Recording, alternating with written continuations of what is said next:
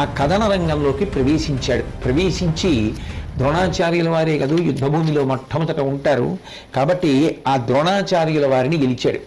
భేదించడానికి సాధ్యం కానటువంటి పద్మవ్యూహాన్ని భేదించి మందర పర్వతం సముద్రాన్ని ఎలా కలచివేస్తుందో, కార్చిచ్చు అరణ్యాన్ని ఎలా కాల్చేస్తుందో అలా అభిమన్యుడు యుద్ధంలోకి ప్రవేశించిన దగ్గర నుంచి కూడా అంత భయంకరమైనటువంటి రీతిలో యుద్ధాన్ని ప్రారంభం చేసి ఎదురు వచ్చినటువంటి వారినందరినీ కాకావికలు చేసేసి వాళ్ళ యొక్క చతురంగ బలాల్ని చీల్చి చెండాడి ఎక్కడికక్కడ గుర్రాలు, సారథులు, ఏనుగులు, రథములు పడిపోయేటట్టుగా, ఎముకలు పిండి పిండి అయిపోయేటట్టుగా, శరీరములు నుగ్గు నుగ్గు అయిపోయేటట్టుగా, మెడలు తెగిపోయేటట్టుగా, శవాలతో యుద్ధభూమి నిండిపోయేటట్టుగా, రక్తము ఏరులై ప్రవహించేటట్టుగా భయంకరమైనటువంటి యుద్ధాన్ని ప్రారంభం చేసి అంత గొప్పగాను ఆ యుద్ధంలో శత్రు సైన్యాన్ని కాకావికలు చేస్తూ ముందుకు వెడుతున్నప్పుడు దుర్యోధనుడు కనపడ్డాడు. ఆ దుర్యోధనుడి రథం దగ్గరికి వెడుతున్నాడు. అక్కడ ఉన్నటువంటి వీరులందరూ కూడా అభిమన్యుడికి అడ్డుపడ్డారు. దుర్యోధనుడు చేతికి చిక్కినట్టుగా చిక్కి జారిపోతుంటే పెద్ద పులికి నోట్లో తాను పట్టుకోవాలనుకున్నటువంటి ప్రాణి యొక్క కండ చిక్కిన సమయంలో ఎవరైనా తప్పిస్తే పెద్ద పులికి ఎంత కోపం వస్తుందో అంత కోపం వచ్చినటువంటి అభిమన్యుడు అరివీరుల్ని లెక్క పెట్టకుండా పడగొట్టడం మొదలుపెట్టాడు. అది చూసి ఇక ద్రోణాచార్యుల వారే స్వయంగా అభిమన్యుడితో యుద్ధానికి వచ్చాడు. అభిమన్యుడు తనను చుట్టుముట్టినటువంటి దుర్యోధనుడు, కృపాచార్యుడు, భూరిశ్రవుడు, వివింశతి, అశ్వత్థామ, బృహద్బల, శల్య, కృతవర్మ, శకుని, దుశ్శాసన, దుస్సహ వీళ్ళందరినీ కూడా ఎదిరించి పోరాడి తరిమి కొట్టాడు.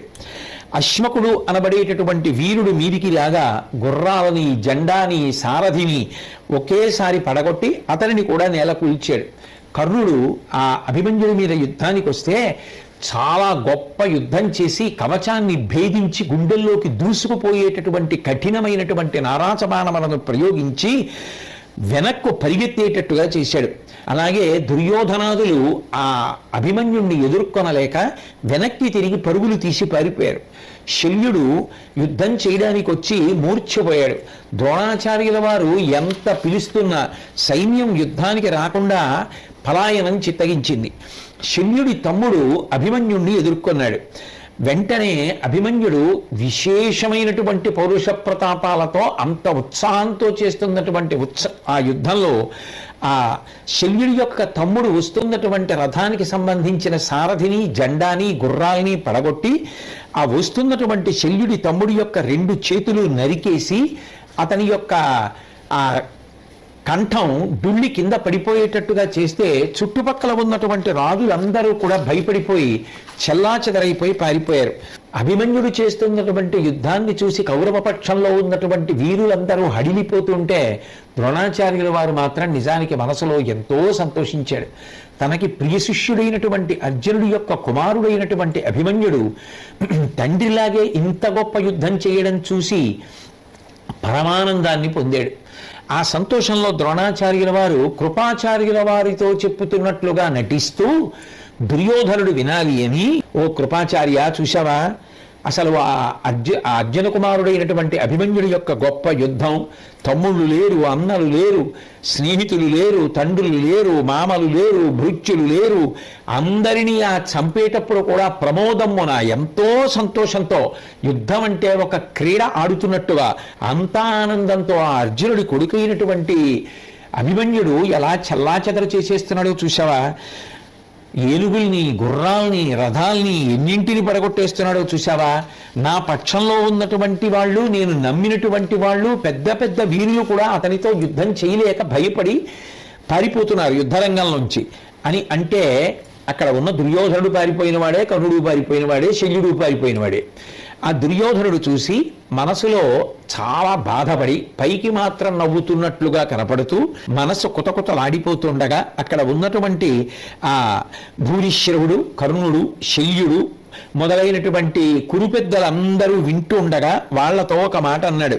చూశారా, ఆఖరికి ఇవాళ ద్రోణాచార్యుల వారు ఒక పిల్లవాడిని పొగుడుతున్నాడు. ఎవరి ద్రోణాచార్యుల వారు? విల్లు పట్టుకున్నటువంటి ప్రతివాడికి ఈయనే గురువు. అటువంటి ద్రోణుడు ఇవాళ కేవలం ఒక అల్పుడైనటువంటి బాలుడు చెలించిపోయినటువంటి మనసున్నవాడు, స్థిరమైనటువంటి మనసు లేనివాడు, అన్నిటిని మించి ఒక మూఢుడైనటువంటి వాణ్ణి చాలా పెద్దవాడన్నట్టుగా పొగుడుతున్నాడు. ఎందుకు పొగుడుతున్నాడు? నిజంగా పిల్లవాడు ఏదో గొప్పవాడైపోయాడని కాదు, అర్జునుడి కొడుకు కాబట్టి. అర్జునుడు కొడుకు కాబట్టి ఈయనకి ప్రీతి. అందుకని ఎంత తుళ్ళి పడుతున్నా ఆ అభిమన్యుణ్ణి నిగ్రహించడానికి ప్రయత్నించట్లేదు, అతన్ని బాధ పెట్టడానికి ఒప్పుకోవట్లేదు అంటూ నిజానికి ద్రోణాచార్యుల వారు ఉపేక్షిస్తున్నాడు కాబట్టి వాడు అలా దురుకుతనంతో ప్రవర్తించగలుగుతున్నాడు. ఆ తెలివి తక్కువ దద్దమ్మ ఉన్నాడే ఆ అభిమన్యుడు, వాడు అదేదో పెద్ద తన శూరత్వం అనుకుంటున్నాడు. ఇటుపక్క ద్రోణుడు పట్టించుకోవకుండా వదిలిపెట్టేస్తున్నాడు, తండ్రి మీద ఉన్నటువంటి పక్షపాతంతో వదిలేశాడు, లేకపోతే నిలబడగలడా అని తెలుసుకోలేకపోతున్నాడు. కాబట్టి మన వీరులందరూ కూడా ఒక్కొమ్మడిగా వెళ్ళి బాణాలతోటి, ఆయుధాలతోటి, బిగువైనటువంటి దెబ్బలతోటి ఆ అభిమన్యుణ్ణి పట్టి పడగొట్టడానికి ప్రయత్నం చేద్దాం. కాబట్టి అందరూ కలిసి వెళ్ళి చుట్టుముట్టండి అన్నాడు. ఎప్పుడు ద్రోణుడి మీద పడి ఆడవడమే కానీ దుర్యోధనుడు తనంత తానుగా చేసి సాధించగలిగినటువంటి ప్రజ్ఞ కనపడదు. కాబట్టి వెంటనే దుశ్శాసనుడు అన్నాడు, మీ అందరెందుకు, నేను ఒక్కడిని చాలు, నేను ఒక్కడిని వెళ్ళి చంపేస్తాను. నేను ఈ అభిమన్యుణ్ణి నియంత్రిస్తే అప్పుడు ఆ వార్త శ్రీకృష్ణుడికి అర్జునుడికి చేరుతుంది. అప్పుడు అభిమన్యుడు చనిపోయాడు అనేటటువంటి మాట విన్న తర్వాత వాళ్ళిద్దరి యొక్క ఆవేశం చల్లబడిపోతుంది. ఇది తట్టుకోలేక శ్రీకృష్ణుడు అర్జునుడు మరణిస్తారు, దానితో మన పగ కూడా చల్లారిపోతుంది అని దుశ్శాసనుడు అభిమన్యుడి మీదకి యుద్ధానికి వెళ్ళాడు. కానీ అభిమన్యుడు చేసినటువంటి గొప్ప యుద్ధంలో ఆ దుశ్శాసనుడు చచ్చిపోయిన వాడు ఎలా పడిపోతాడో అలా రథంలో పడిపోతే ఆ రథాన్ని సారథి యుద్ధభూమి నుంచి దూరంగా తీసుకుపోయి ఆ దుశ్శాసనుడిని రక్షించాడు. అట్లాగే ఆ కర్ణుడు మళ్ళీ యుద్ధానికి వస్తే ఆ కర్ణుడు విశేషంగా అలిసిపోయేటట్టుగా ఆ కర్ణుడితో అభిమన్యుడు యుద్ధం చేశాడు. కర్ణుడు బాగా అలిసిపోయాడు అన్న విషయాన్ని తెలుసుకున్నటువంటి కర్ణుని యొక్క తమ్ముడు అభిమన్యుడితో యుద్ధానికి వచ్చాడు. వెంటనే ఒక బల్యం ఒక దాన్ని తీసుకుని అభిమన్యుడు ఆ కర్ణుడి యొక్క తమ్ముడి శిరస్సుని ఛేదించాడు. ఆ కర్ణుడి వెళ్ళిన వైపు అభిమన్యుడు తన రథాన్ని తోలుకుంటూ వెళ్ళి పట్టుకోవడానికి ప్రయత్నిస్తే కర్ణుడు దొరకకుండా పారిపోవలసి వచ్చింది యుద్ధరంగాన్ని విడిచిపెట్టి. వీరులందరూ పరుగులు పెట్టి పారిపోయారు.